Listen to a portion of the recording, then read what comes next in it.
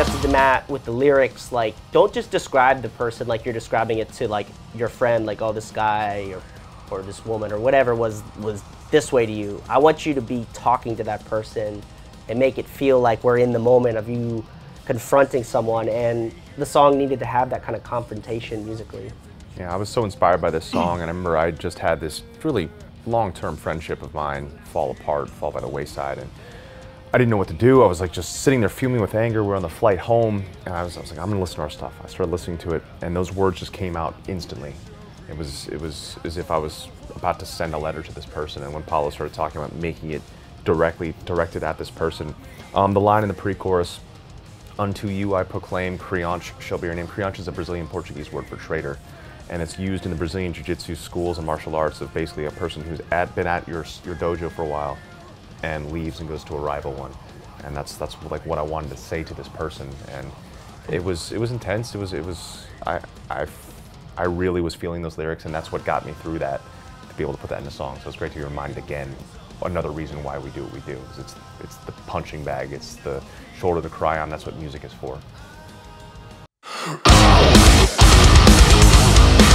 Interesting with this song, I think it was slightly after Vengeance Falls, I was asked by a band, I'll leave them unnamed, but to write a song for them, so to basically ghost write for this other band. I made this song called The Wretchedness Inside. I gave them the blueprints. It was basically this old demo of The Wretchedness Inside that's on my website. When they didn't use it, I was like, all right, screw this. I put all this work into it, I'm just gonna release it for free. I put it on my food blog site, kijchaos.com. A couple fans heard it. When we started collecting the work for what would become the 8th record, Paulo said we should bring this song back and rework it. So he helped me rework the lyrics and the vocals and make it a little bit catchier. We restructured as a band and learned this thing, and it became The Wretchedness Inside. Lyrically, it's a song about being addicted to a bad situation. That could be an addiction, a relationship, a person, a job, a place. It could be anything. And it's about the moments where you step outside of that entanglement and you look at yourself and say, why am I still in this? And you just get sucked right back in. So that's the idea of The Wretchedness Inside. When Matt had the demo, I took it, I learned all the stuff by ear because we weren't together at that point, and made a little demo, and then I started thinking about the words.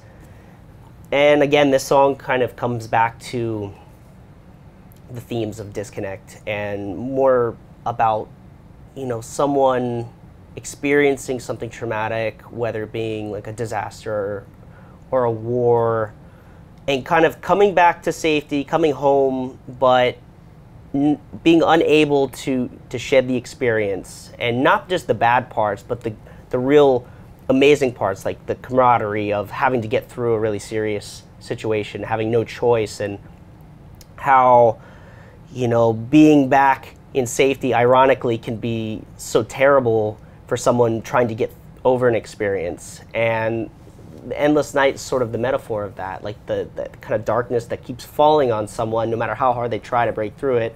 And the pre-chorus, you know, suggesting, you know, sharing the pain of others to kind of help people get over that, and using community to push through the problems, and not, you know, not keeping quiet about it or pretending that those issues don't exist, and confronting them and helping people. Step of the Hand, that was one that I had started for the second batch of the music, and I passed along to everyone, and Paulo had a good piece of advice. He said, this song is a song structure that we've been doing on this record. It's like, make this something unexpected. So I actually pieced 2 different songs together. Like the middle section was the verse of a different song of mine, and the intro was another track. So I kind of Frankenstein them together. And this is the one that probably took the absolute most amount of work. When we were doing the music together in the band, and before pre-production and during pre-production as well, during rehearsals, most of these songs would take a full day.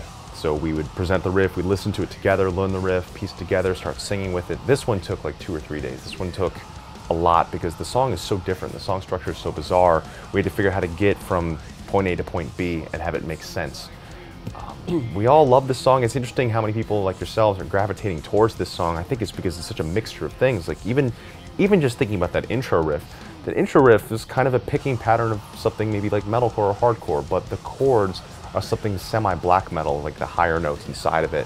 And very bizarre song, very fun song, very interesting, and it has a song structure unlike the other ones as well. Like the the chorus doesn't really repeat. It does like chorus, bridge, and then like a variation of, which is nice.